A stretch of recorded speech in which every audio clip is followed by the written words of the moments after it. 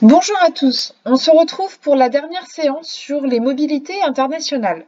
G7, les mobilités internationales.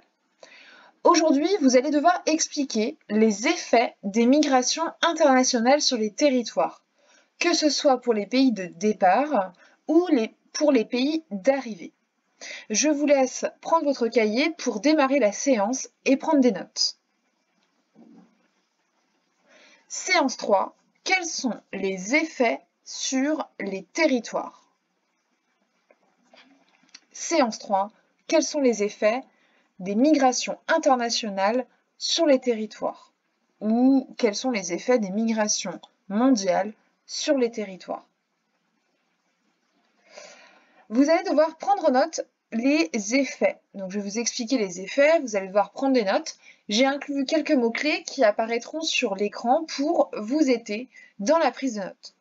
Attention, aucun effet que je vais évoquer ne sera illustré par un cas concret, ne sera illustré par un exemple. Ce sera donc à vous de mettre en relation le cours avec les documents proposés dans la fiche séquence des documents, la fiche qui est à télécharger sur le site, également à l'aide de vos connaissances, afin de trouver les exemples pour illustrer chaque effet énoncé dans le cours. Pour chaque effet évoqué, vous devez trouver 2 exemples et pour vous repérer, à chaque fois que vous devrez intégrer un exemple, je vous alerterai avec la petite planète verte qui s'active de cette manière. C'est parti pour la prise de notes. Attention, prenez vos stylos.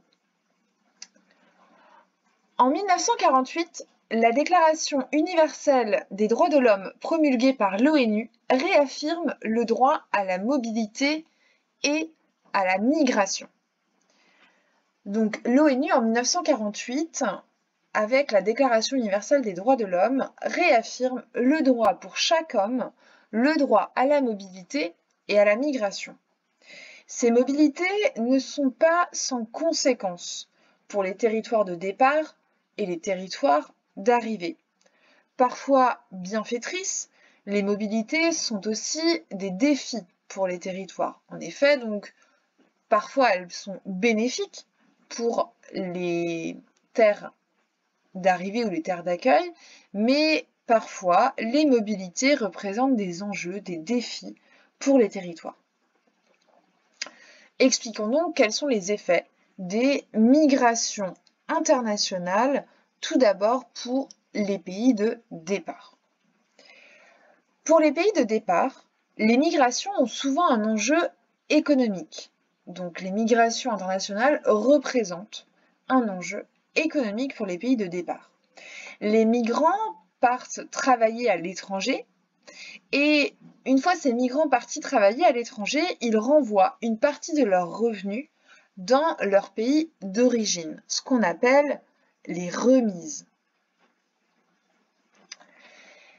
Ces remises, envoyées donc par la diaspora c'est les communautés parties vivre à l'étranger, donc ces remises contribuent à la croissance économique des terres natales.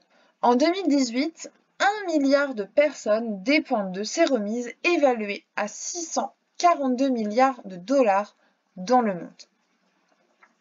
D'où l'importance des remises et ce pourquoi j'évoquais au début que les migrations représentent un enjeu économique, puisqu'en 2018, 1 milliard de personnes dépendent de ces remises, donc de ces parties de revenus des migrants, qui sont évaluées à 642 milliards de dollars dans le monde.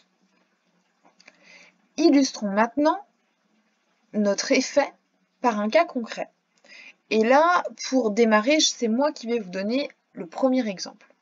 Par exemple, de nombreux travailleurs indiens partent travailler au Bhoutan. Le Bhoutan est un pays voisin de l'Inde, à l'est de l'Inde. Donc de nombreux travailleurs indiens partent travailler chaque année au Bhoutan pendant quelques mois sur des chantiers de construction de routes, pour donc aménager le Bhoutan. Ces travailleurs indiens vivent dans des cabanes pour dépenser le moins d'argent possible afin que la majorité de leur salaire profite à leur famille restée dans leur terre natale. Tous les mois, ils envoient donc des remises pour faire vivre leur famille, rester au pays, payer les études des enfants et améliorer les conditions de vie. Voici donc un exemple qui permet d'illustrer l'un des effets des migrations internationales sur les pays de départ. À vous d'en trouver un deuxième.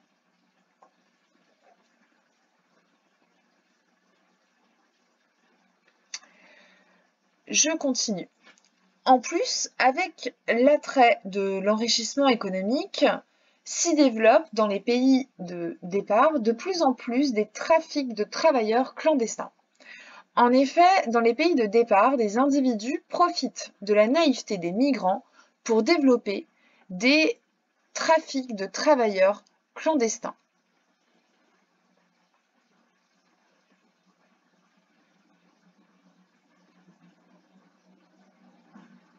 Je vous laisserai donc compléter avec un exemple. Malheureusement, les migrations économiques peuvent également se transformer en cauchemars et générer également des deuils pour les familles restées donc dans les pays de départ des migrants.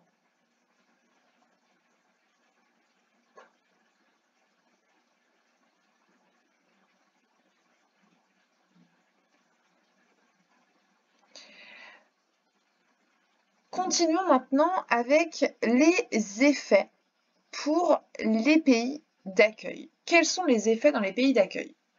L'immigration fournit une main-d'œuvre manquante pour les emplois qualifiés dans les pays d'accueil.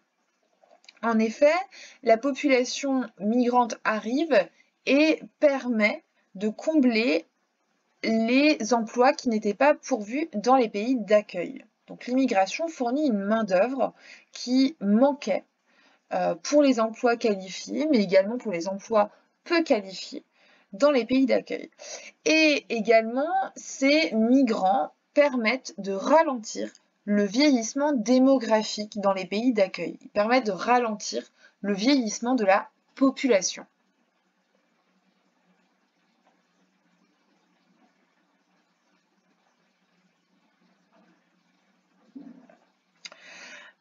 Afin de gérer l'arrivée de migrants, de nombreux acteurs interviennent dans les pays d'accueil pour accompagner ces migrants dans leurs intégrations.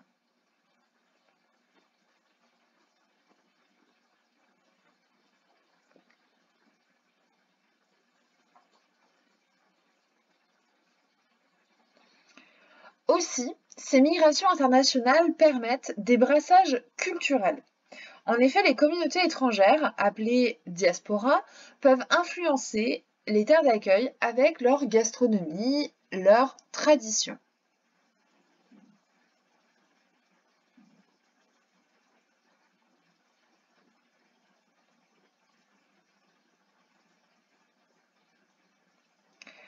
Toutefois, de nombreux pays sont réticents à accueillir des migrants.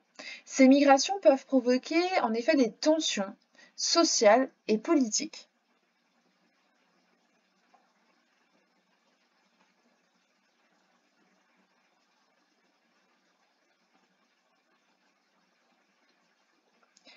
Pour finir, certains pays mettent en place des politiques migratoires restrictives afin de réduire l'arrivée de migrants sur leur territoire.